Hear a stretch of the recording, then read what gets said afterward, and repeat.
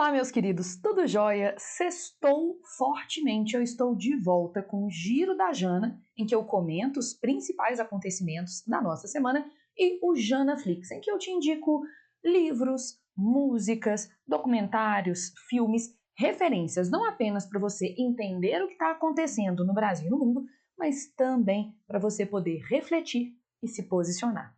Nesta semana eu estou um pouquinho mais animada por causa de uma das notícias que eu trouxe aqui.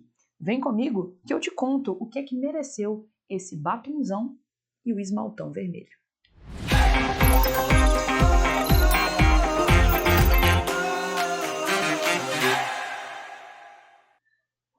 Bom, vamos direto ao assunto. A gente teve, no fim da semana passada, um festival de música enorme, mundial, e a gente tem uma edição aqui no Brasil que é o Lollapalooza.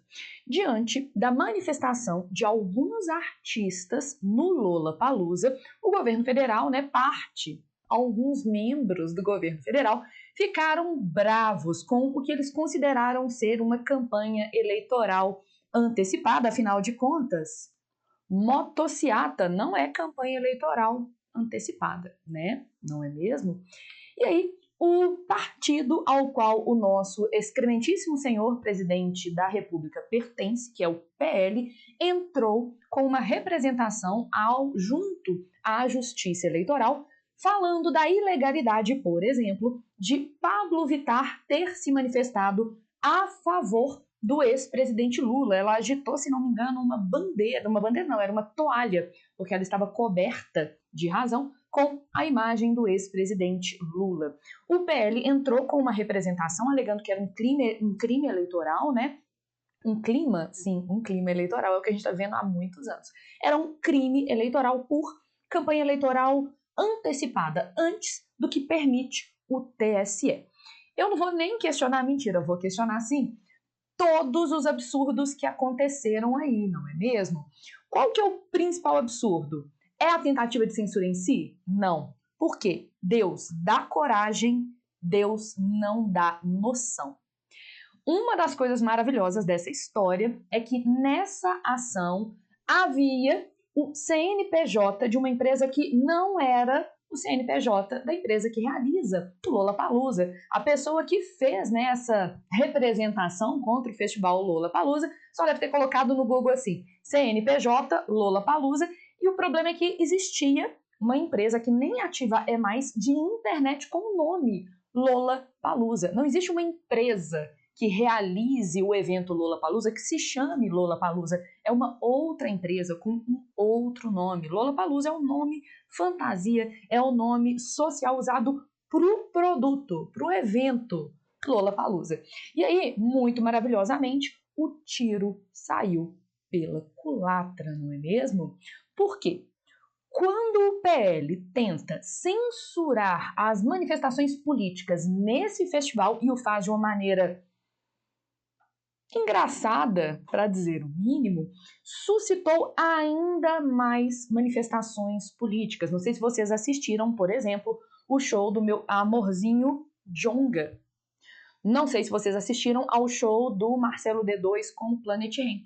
É como se a censura tivesse acirrado os ânimos, deixado as pessoas um pouco mais alteradas e indignadas em relação a isso. Nesse aspecto aí do Lollapalooza, gostaria de destacar uma manchete da Folha de São Paulo. Lollapalooza é marcado por censura, manifestações de artistas e luto no palco, né? O baterista do Foo Fighters, que é uma banda maravilhosa, o baterista teve, né, uma parada cardíaca, pelo menos é o que dizem que aconteceu até agora, e morreu, faleceu infelizmente, e o show não foi feito pela banda Foo Fighters. Voltando ao aspecto da censura especificamente, eu gostaria de já indicar para vocês um livro maravilhoso que fala da relação entre arte, governos autoritários, ditatoriais e tentativa de censura. Esse livro se chama Mordaça, Histórias de Música e Censura em Tempos Autoritários, né? É uma série de entrevistas com artistas da área da música, obviamente, e esses artistas vão falando sobre as censuras que sofreram. Então, por exemplo, tem a história do Chico Buarque, que teve aquela música, né, Apesar de Você. Ela passou pela censura, os censores não perceberam que era uma música de protesto, acharam que era uma música para uma ex-namorada autoritária. Pelo jeito, inteligência não é o forte dessa galera, não é mesmo? Deixaram essa música passar. Temos também algumas palavras do Gilberto Gil, da Beth Carvalho, que infelizmente faleceu recentemente. Ela fala também de algumas censuras pelas quais ela passou. Esse livro, gente, é bem interessante para a gente pensar nos tempos que a gente está vivendo hoje, as censuras diretas ou indiretas. Então, primeira dica, vai lá na Folha de São Paulo, Lollapalooza é marcado por censura, manifestações de artistas e luto no palco, para você ver a notícia.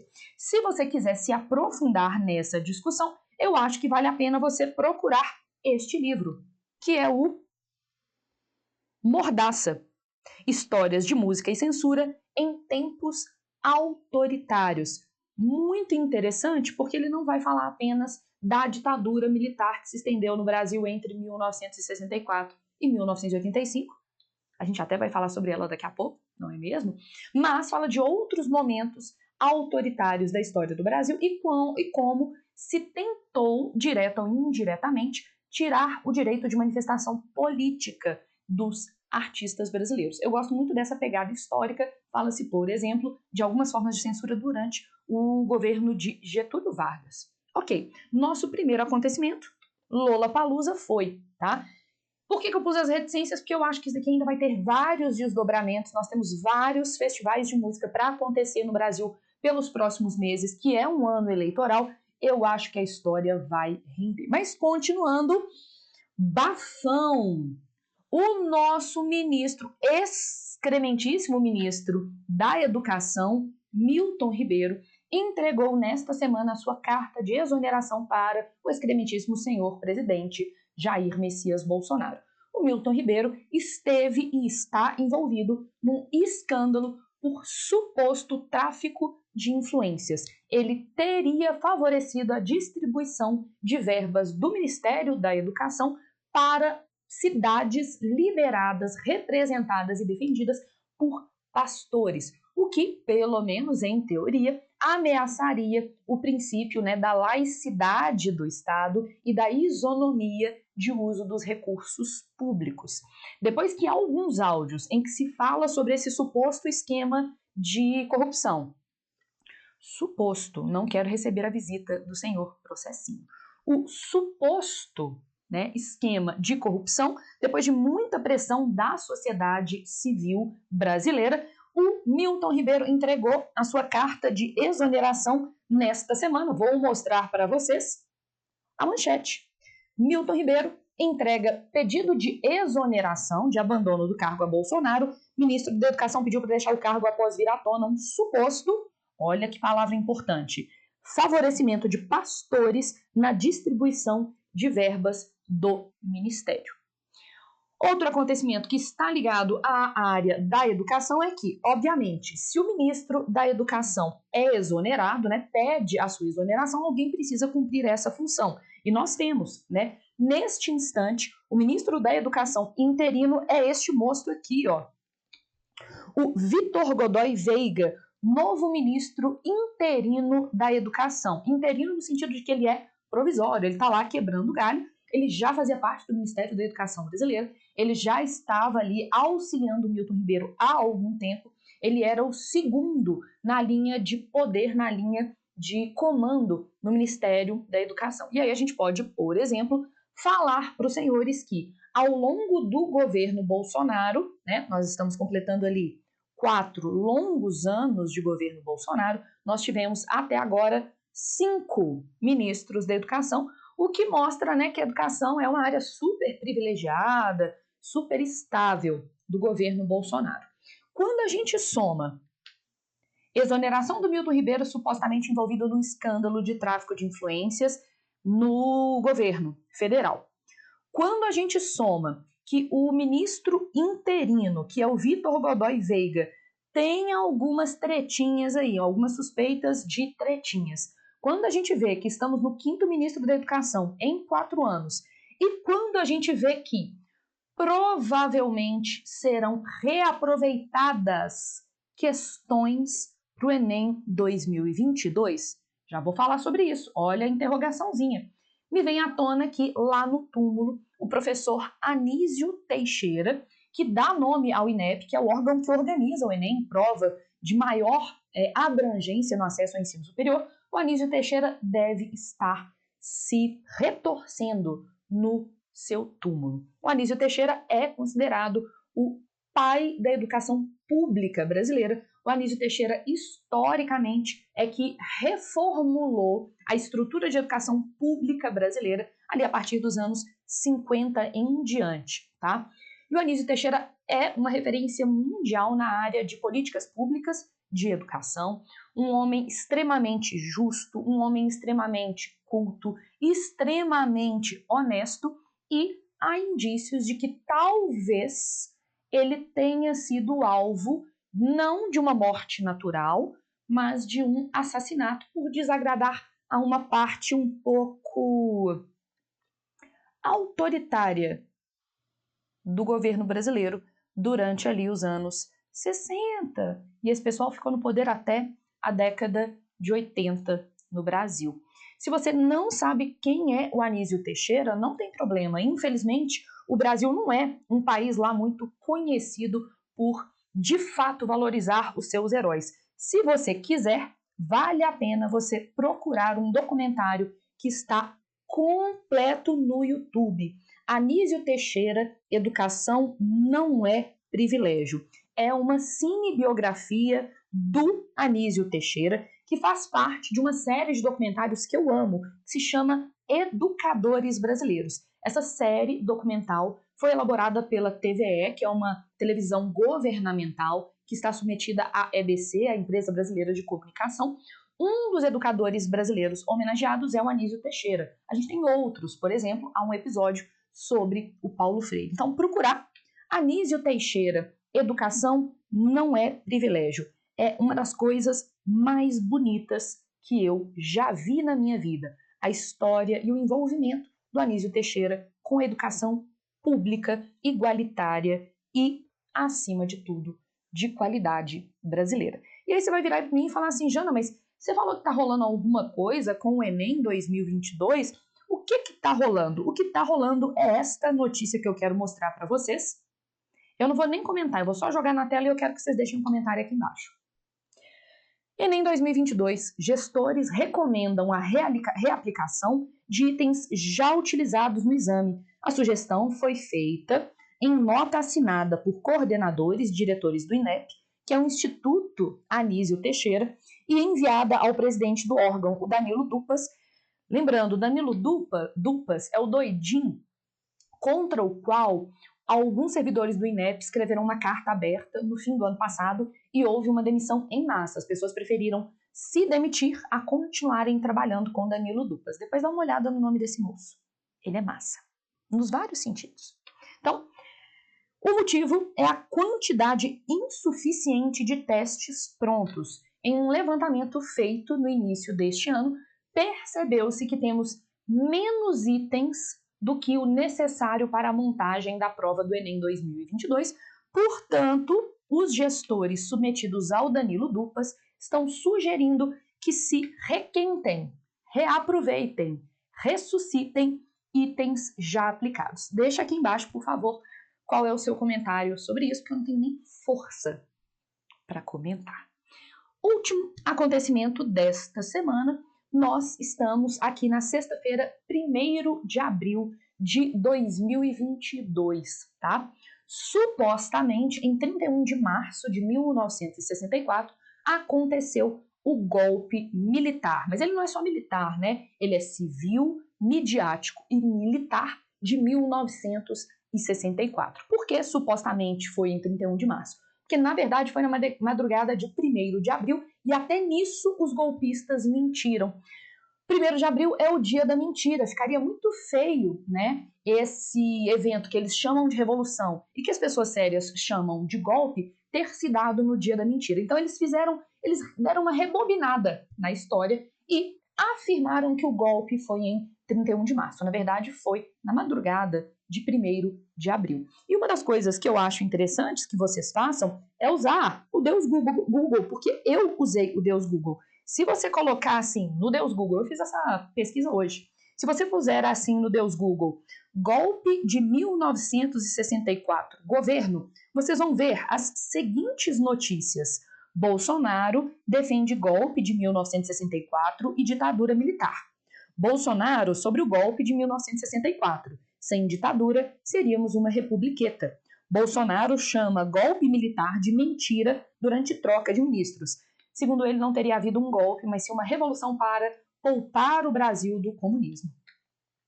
Ministério da Defesa divulga nota de saudação ao golpe de 1964. Golpe de 64 é um marco da evolução política, diz o Ministério da Defesa.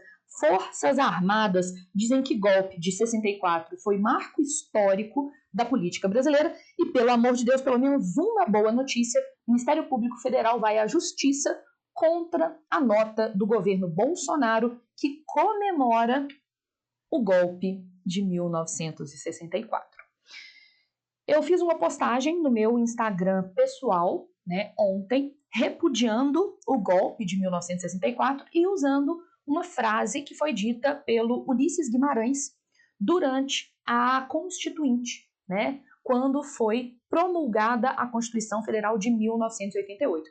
Eu postei esta imagem, sim, eu estou te mostrando o meu Instagram pessoal, vai lá, @JanaRabelo. Eu postei esta foto.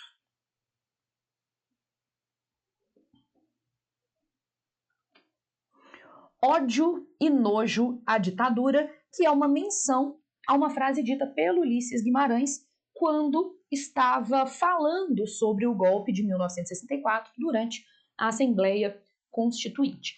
Recebi alguns comentários mal educados, muito provavelmente de apoiadores do atual regime, não é mesmo?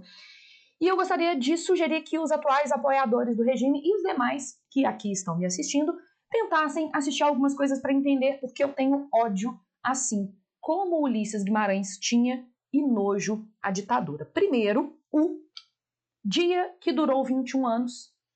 Eu já indiquei ele várias vezes aqui. É um documentário brasileiro que fala dos bastidores políticos e midiáticos do golpe de 1964. O golpe de 1964 é considerado um golpe civil-militar, porque tinha o apoio de vastos setores da população brasileira, majoritariamente o empresariado mais alto, os mais ricos, boa parte do setor agropecuário, os grandes fazendeiros e também boa parte da mídia brasileira. Muito parecido com o que acontece no Brasil ali desde 1964, mas talvez 2016, 2018, esses atores sociais tenham se movido também. E aí ele conta os bastidores midiáticos, políticos, militares do golpe de 64. Então, no YouTube, buscar por O Dia que Durou 21 anos. Para você entender que nós falamos que foi golpe a partir de muito estudo, pesquisa, ciência, porque a história é uma ciência, vale a pena assistir a um documentário também disponível no YouTube que se chama Verdade 12.528. O Verdade 12.528 é um documentário sobre a CNV, Comissão Nacional da Verdade, que foi um conjunto de profissionais da área da história, da memória, das ciências sociais, da antropologia se juntando para entender o que foi o golpe de 64 e os 21 anos que tivemos de uma ditadura militar no Brasil. Vale a pena para você entender que, sim, não importa o que o seu tio diga, foi golpe. Os historiadores dizem isso, os antropólogos dizem isso, os cientistas da informação dizem isso, os cientistas sociais dizem isso. Minha senhora que veio no meu post no Instagram me ofender. A opinião da senhora não conta. Os fatos. Por exemplo, aqueles que foram externalizados na Comissão Nacional da Verdade. São eles que contam.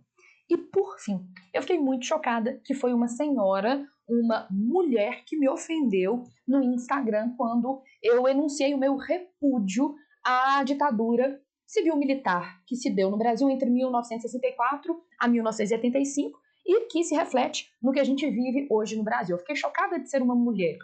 Eu acho que uma mulher deveria ficar ainda mais indignada com o que aconteceu durante o regime militar e com algumas coisas que são ditas agora. Caso vocês queiram saber por que especialmente mulheres deveriam sentir nojo em relação à ditadura militar e ao atual regime que vivemos, acho que vale a pena vocês assistirem ao documentário Torre das Donzelas. É um documentário que conta de todos os absurdos, as diversas formas de abusos cometidos contra mulheres presas durante o regime militar no Brasil, numa prisão feminina conhecida como Torre das Donzelas. Um dos nomes mais frequentemente mencionados lá no Torre das Donzelas é do torturador brasileiro Brilhante Ustra, que era conhecido por uma série de abusos contra as prisioneiras e que foi várias vezes homenageado pelo atual presidente Jair Messias Bolsonaro. E como Google é bom, a gente vai pôr assim, ó. Deus Google, vem comigo. Ó, Bolsonaro, Brilhante Ustra. Bolsonaro voltou a elogiar Coronel Brilhante Ustra. Em ato de pré-campanha, Bolsonaro exalta Ustra e chama o torturador de velho amigo. Viva Brilhante Ustra, abaixo Pablo Vittar. Eleonora Menicucci, Bolsonaro é filho do Ustra. Bolsonaro chama Coronel Ustra, que torturou mulheres na ditadura, de herói. Eu não tenho nem coragem de dizer as coisas que o Brilhante Ustra fazia com as prisioneiras durante o regime militar. Se você quiser saber, assista a Torre das Donzelas. Sempre eu indicarei coisas que estão majoritariamente acessíveis ao grande público. Os 3 documentários sobre o regime militar estão no YouTube e o documentário sobre o Anísio Teixeira também está no YouTube. Foi um prazer ter estado com os senhores e eu gostaria de dizer que hoje você é quem manda. Falou, tá falado. Não tem discussão. Mas apesar de você, amanhã há de ser um outro dia. Um beijo.